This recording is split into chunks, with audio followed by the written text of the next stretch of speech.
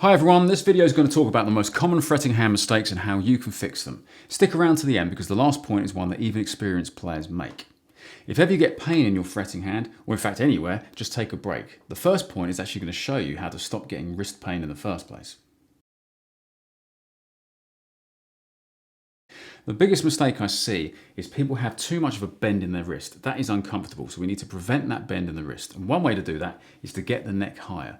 A couple of ways you can achieve this. You can, first of all, you can have a guitar strap set unfashionably high like I do, so that whether I'm standing or sitting, the guitar just follows me and stays in the same place. And what that does is it elevates the neck and reduces my wrist angle.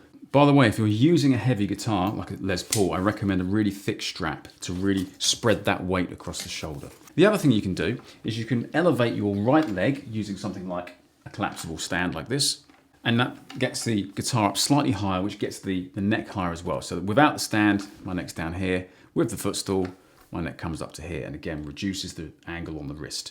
You can use your left leg elevated like classical players, and that gets the neck really high like that. Just be careful you're not twisting your spine too much.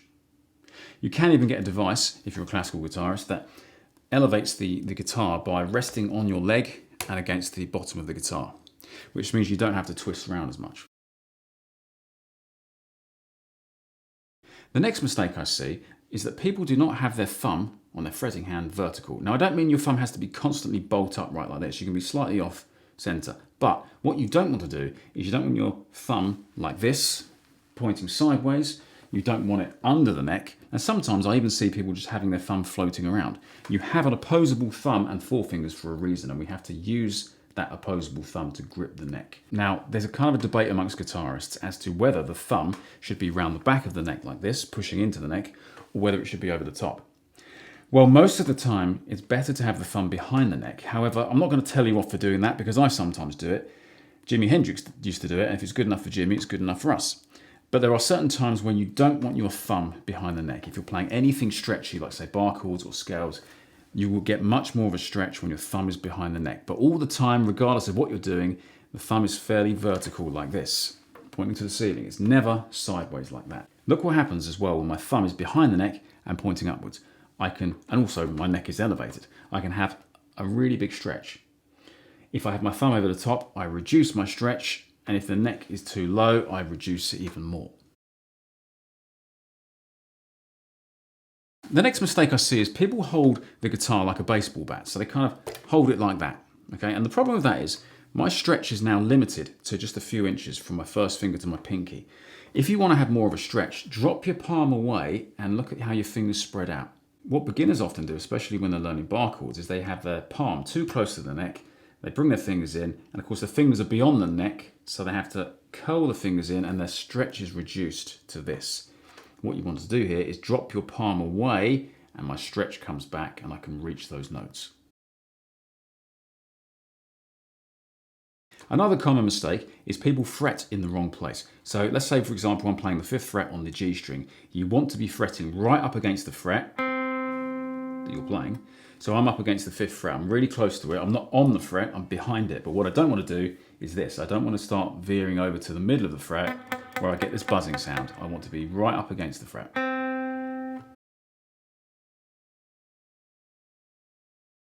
Another mistake I see is people simply press too hard. As well as prematurely wearing out your frets, it also causes tuning problems, especially down this end of the neck. You can literally put your guitar out of tune by pressing a chord too hard. Like that, hear that? Go sharp. Okay, we don't want that. Another common mistake, in fact it's one that pretty much all beginners make, is muting strings in an unwanted way. So for example, let's say I'm playing a chord of D. Here's a chord of D. Quite often I hear this sound where strings are muted because the fingers are leaning back and touching strings they shouldn't be touching. The trick to avoiding this is to make sure that all these little joints in the finger are arched around. We don't want flat fingers. The other problem with having flat fingers as well is it reduces your strength going into the neck. It's also important to use the tip of your finger when you're doing things like hammer-ons. So for example, if I play the B string and say hammer the 3rd fret, I'm using the tip of my finger. If I use the flat part of my finger, this is what happens. Can you hear that? There's about 3 notes ringing out there. I want just one, like this. The next mistake seems to contradict the last one. Sometimes we want to mute strings. For example, if I'm playing with distortion, let's say I play the 7th fret on the D string, followed by the 7th fret on the G string. What I don't want to do is to hear the D string ringing out as I leave that note, like this. You hear that? When I play the next note, I can still hear the first one. Well, I can hear the open D string ringing out. We don't want this sound. What we want to do is silence the last note we played. And what we do here is we play the first note and then roll a finger onto the G string, which not only plays the G string note, but it actually chokes the D string that I just played. So I get this. One note at a time. I can then roll back to the D string if I want, which chokes the G string that I just played. So you get this kind of thing. This is particularly important when you're playing with distortion because the guitar is just more sensitive to noise. When I'm playing, say, a pentatonic scale, or any scale, my right hand's helping here. It's resting on the strings I've just played to silence them. So instead of getting this sound, everything's ringing out, I use this hand to help.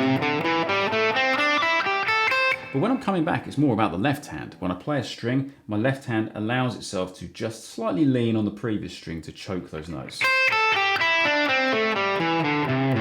So you only hear one note at a time. Also, when I'm bending strings, I use ideally 3 things to do the bend. Notice how my first finger is slightly flatter than the other 2. And the reason for that is as I go up and down, my first finger is just touching the D string and silencing it. If I don't do this, if I just have my first finger like the other 2, I can easily get this sound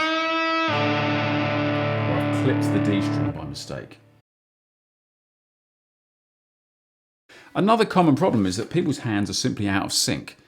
Now, beginners especially tend to do this. They tend to play a note and they actually start leaving that note to go to the next one before this hand's even picked the string. So instead of getting this, you get this sound. This left hand's moved too early.